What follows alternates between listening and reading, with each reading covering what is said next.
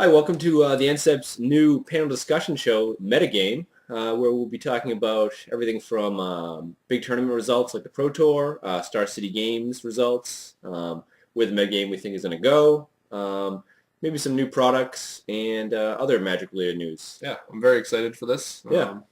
So this is it gives us kind of more of an open format to discuss other things Magic-related. So, Adam and James. So let's jump right into it with the Pro Tour we had last week. Yes. We had some where was it again? really excellent, Montreal, Canada. Montreal, yeah. Really excellent coverage, I felt. It's really entertaining. The top 8 was like really good matchups. A lot of good play by the players. Yeah. For reference, it was Pro Tour Gatecrash. Yes. Standard format. Yeah, standard format with some draft legacy minor. No, excuse me, draft minor. Yeah, draft. Interesting results. We saw a lot of new decks, a couple of new archetypes.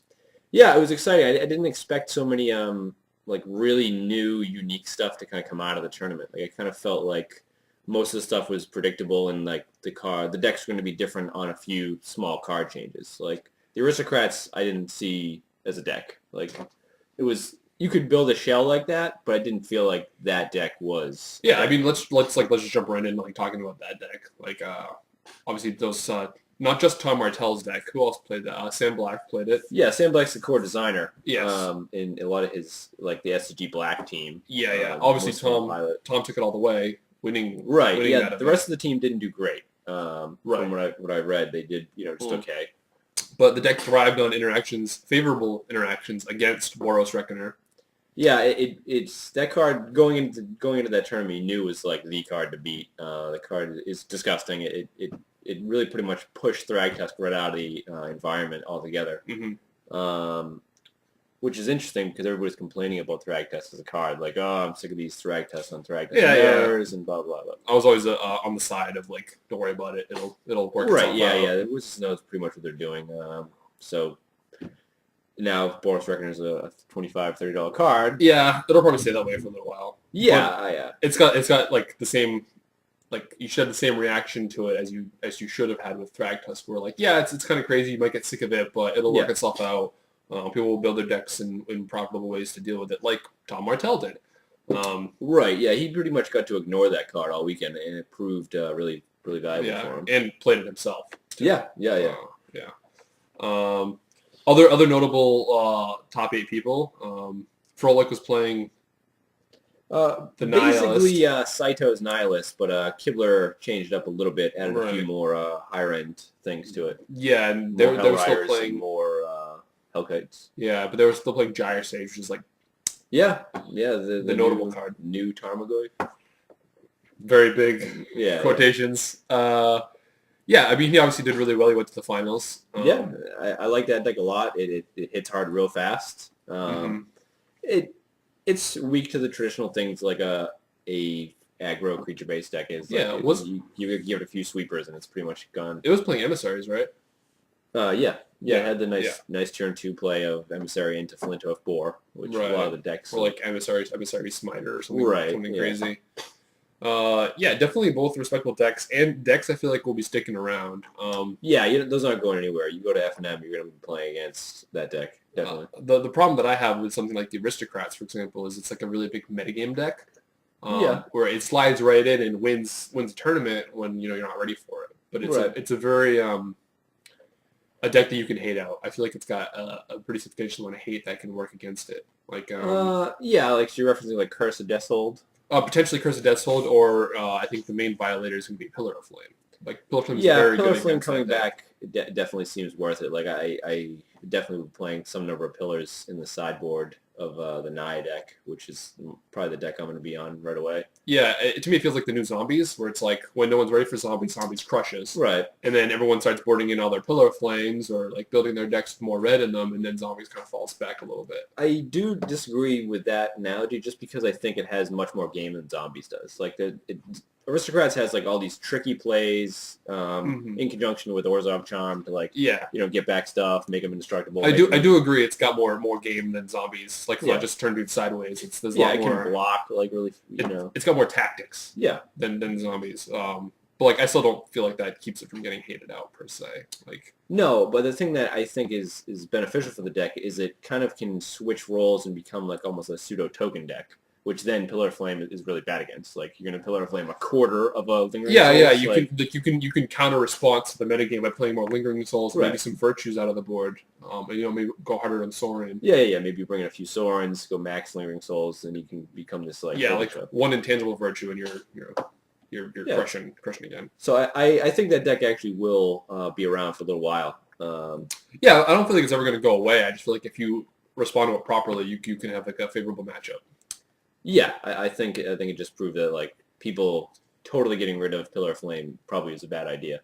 Mm-hmm. But I'd say the nice thing, if people respond too hardly to the Aristocrats, then like the Naya deck actually becomes better because Pillar is really bad in that matchup. Right. Like, what are you going to Pillar? My Lux and Smiter? Yeah. Nice. Yeah, no, totally. I definitely agree.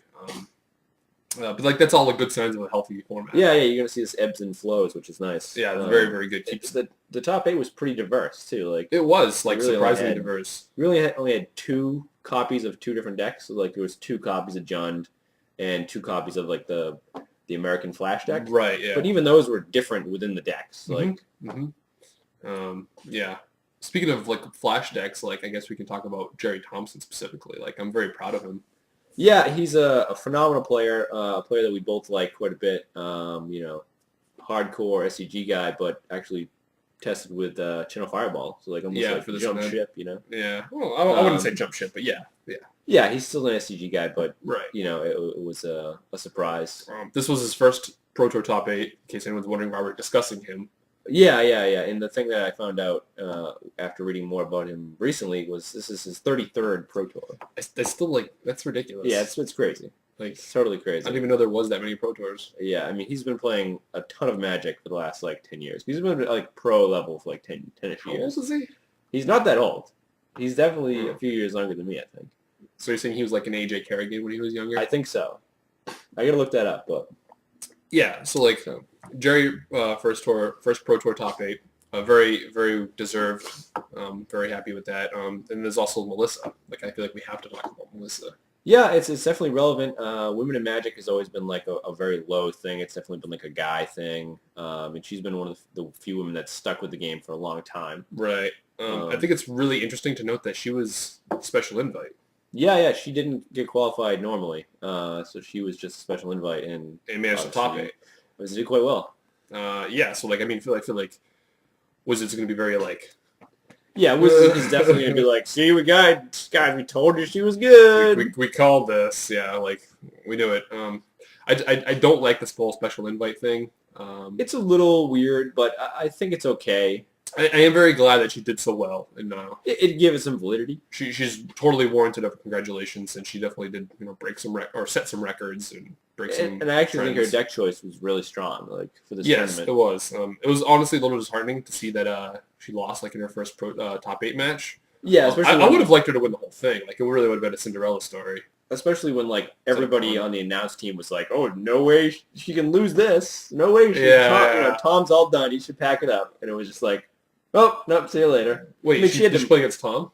Yeah, she had to mulligan like crazy. Oh, right. Did they show that on camera? Yeah, I don't think I saw that one. It was they were bouncing around to a few different. Oh, yeah, but she played against Tom first in the quarters. Yeah, I'm pretty sure. Like, I remember her like just losing to like random guys. Yeah, it's very very funny if she ended up playing against Tom and then Tom went the whole way. Right. Yeah, Tom. So. Yeah, a very entertaining overall top 8. I think things to take out of it are, the Aristocrats' deck. Be aware of it. New archetype completely. Totally new archetype. Attacks from an interesting angle of like super aggression into like more controlling, like Zealous Conscripts, take your guy, sack it. Yeah. And then Jund is still around, still a deck. It really is just, it doesn't really do anything traditionally great. It just has this like good mix, like all Jund decks. Yeah, it's still Jund. Yeah, good creatures, good removal. The only thing it really got was Stomping Ground. Like that's the biggest part. Yeah, the deck almost has nothing new. Yeah, and then there's like the whole like Naya, Fro like Kibler, Saito list. Yeah. Which is almost like a new like a subgenre of Naya. Yeah, it's a much more aggressive build. It's almost like a if like red deck met Naya and like this more aggressive like efficient creatures at everything, low removal, Hell Rider, Fundamental card. Yeah. What interests me about that Nihilist is like how people are going to board for these Nihilists because there's so many different ones. And like something might be good against one but not the others. So, like there's a lot of like, oh, I boarded these in, but surprise, I'm playing the wrong Nihilist, or like you're playing the wrong Nihilist, so I actually boarded badly. Yeah, if they don't see like the giveaway, like if you see Boros Reckoner, you should know, like, all right, he's more on the more like aggressive version. If you see Huntmaster, then you know, okay, they're more in the mid-range version. If you see Farseek, you're definitely on the mid-range version.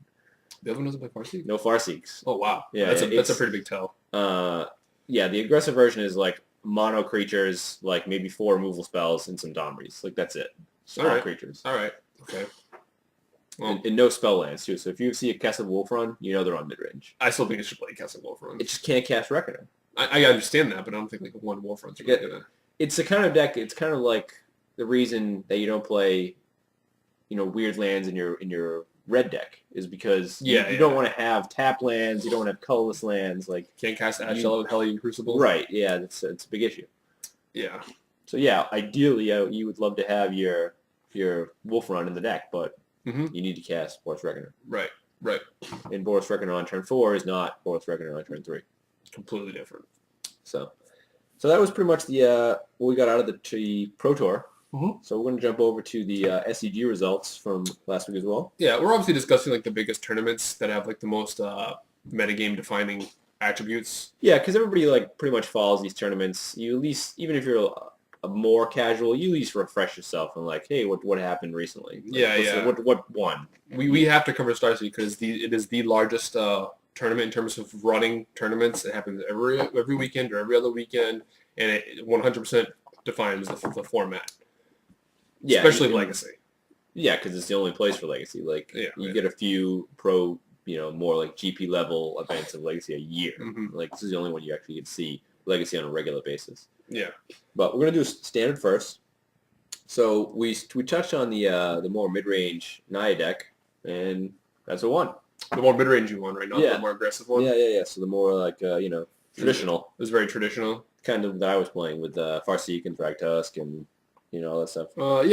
He does have Boros Reckoner in his list, but he has no Luxon Smiters. Yeah, I forget who it was, but somebody was having a conversation about this, and you should really just play both.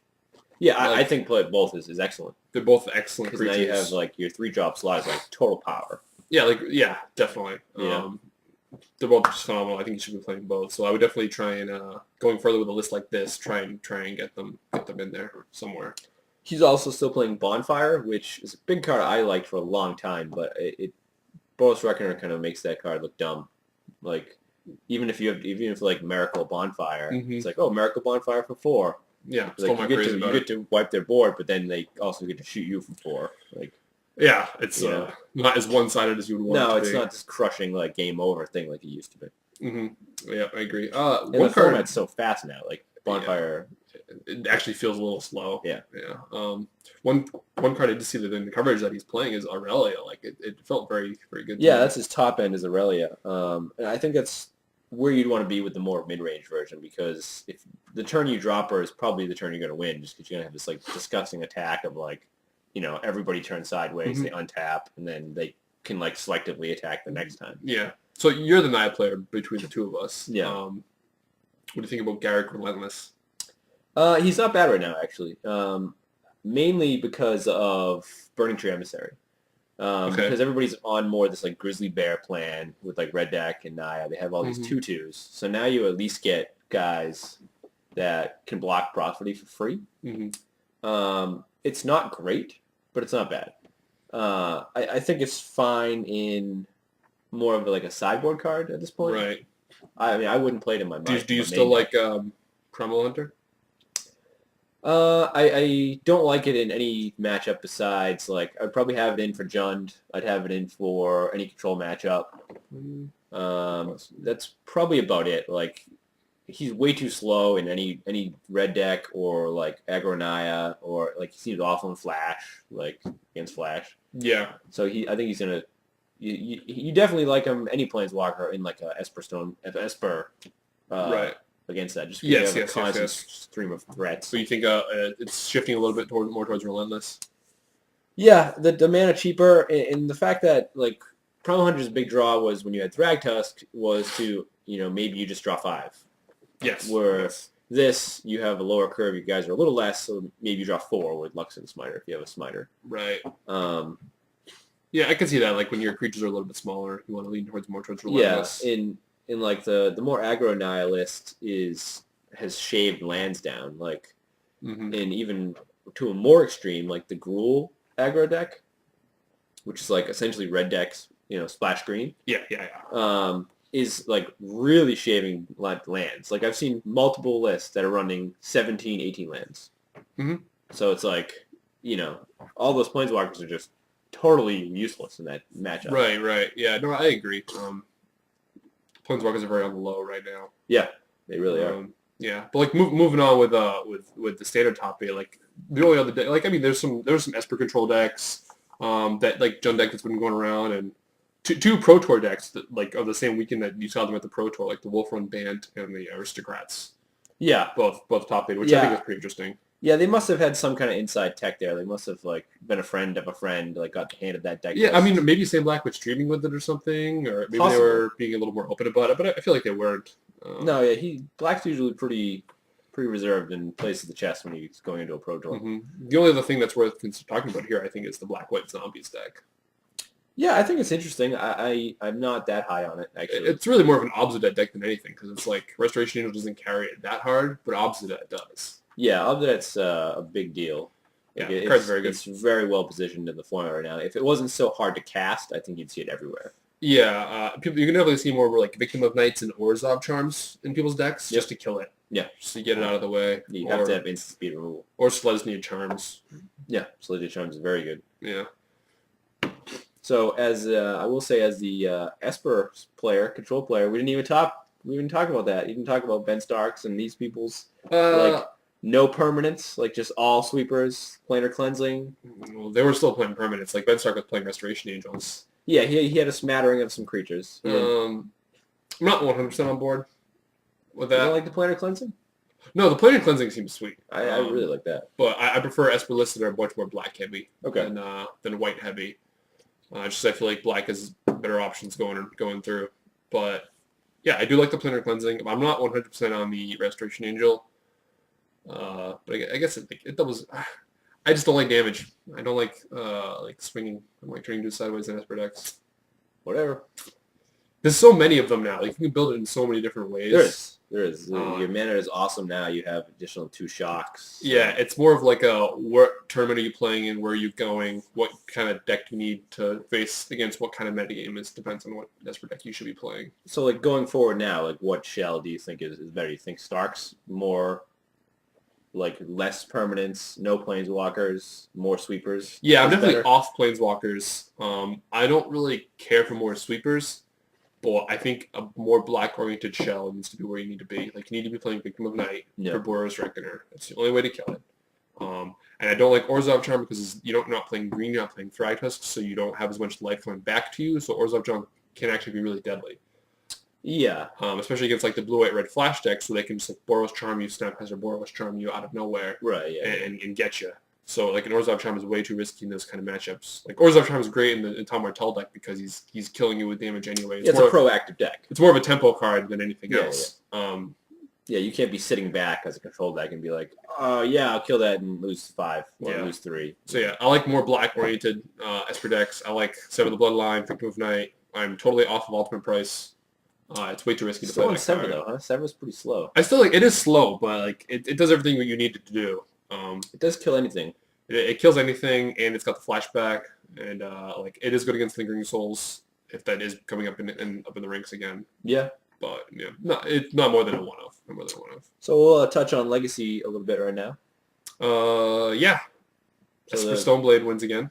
Yeah, and a lot of people hate this deck, but it wins. It's a really sweet deck. Like it could be a little. It is not. I don't want to say soft, but it has a little less game against combo than other decks do. Okay. Because it plays a lot of fair cards like Stoneforge Mystic and Banner Skulls and things like that. Yeah, it's very much in the fair pool of but it's the kind of a deck where a good player can take it anywhere.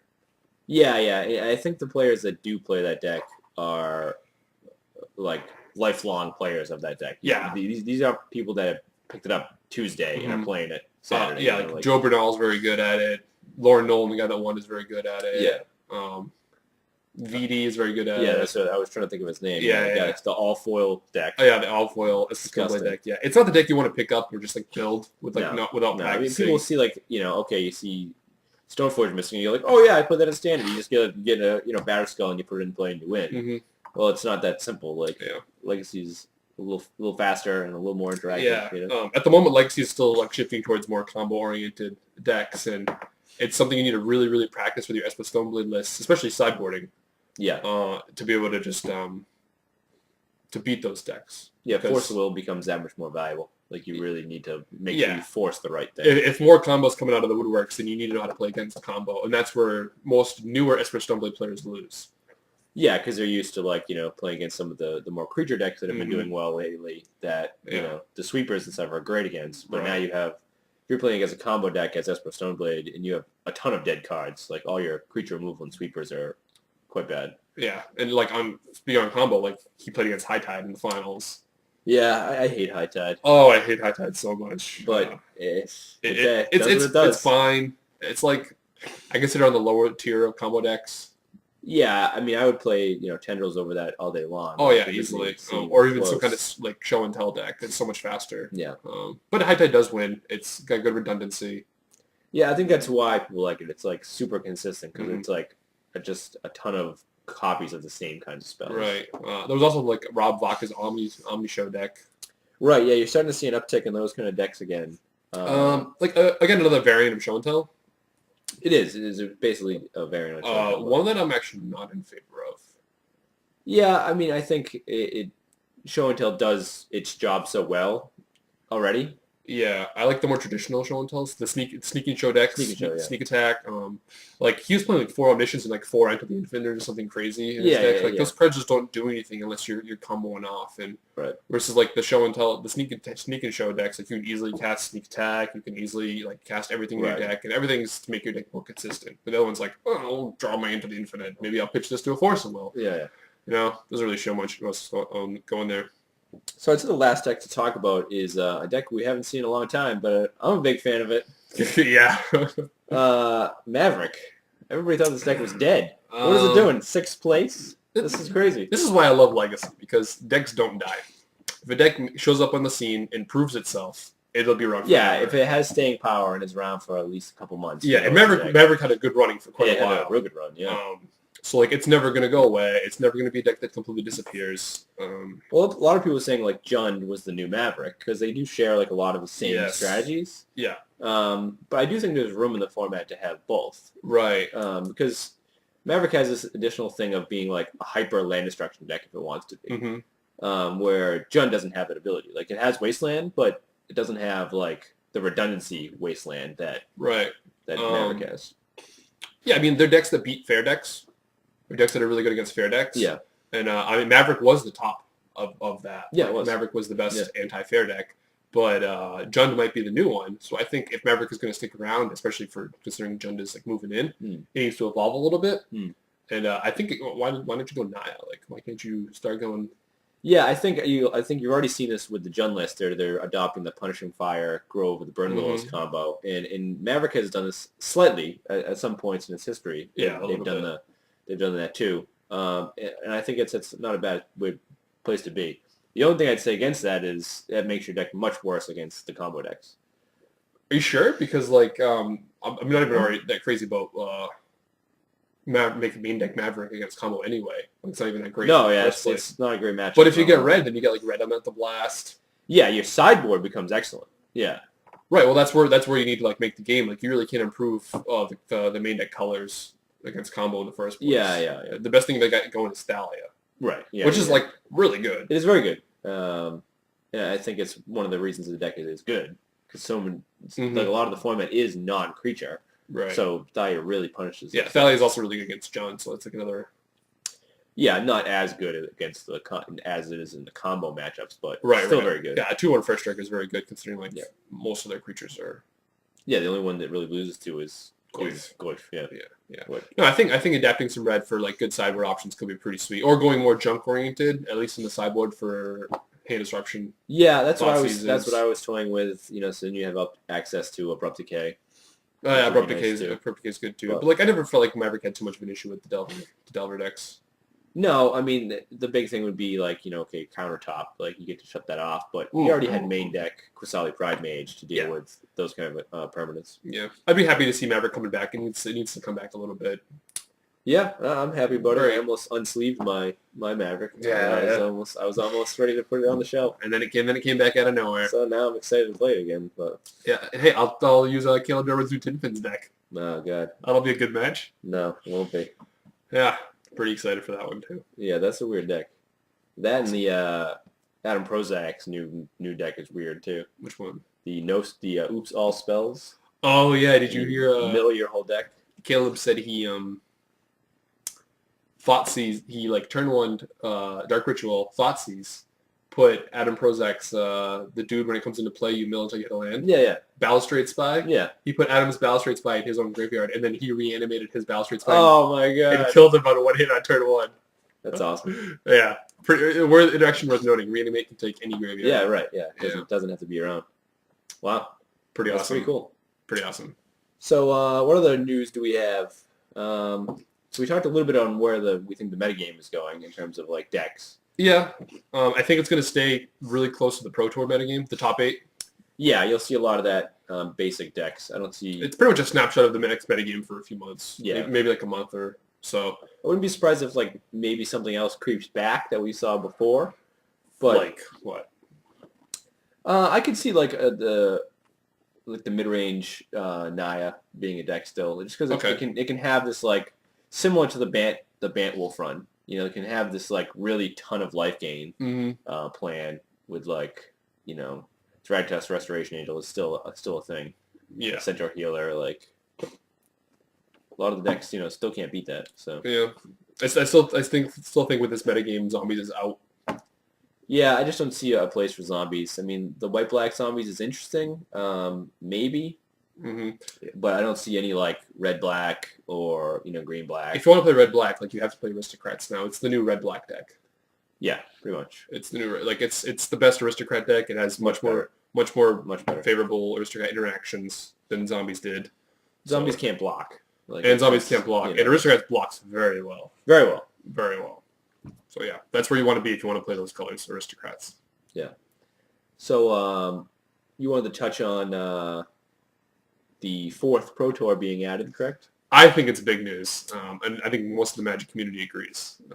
Yeah, I mean, I think it's definitely good news, but I'm not like blown away. Like I thought it wasn't like a surprise. Like I knew they were going to do it. Like yeah, I mean, I guess you could say it wasn't that surprising, but I mean, they're adding like some 200 some odd PTQs. Yeah, so now we're gonna have like 800 PTQs. Yeah, 800, which is pretty nuts. The 4th Pro Tour is going to be standard format, right? Which is also like pretty sweet.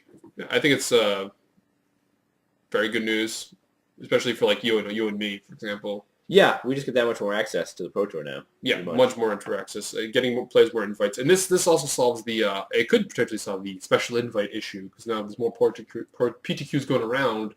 They have more opportunities to qualify. They might need to like do special invites less. Right. Maybe Melissa would have qualified if she most had more likely. events to play. She has played tennis before. Yeah. No, there was no question about whether or not she was worth playing on it. She just had to get through the.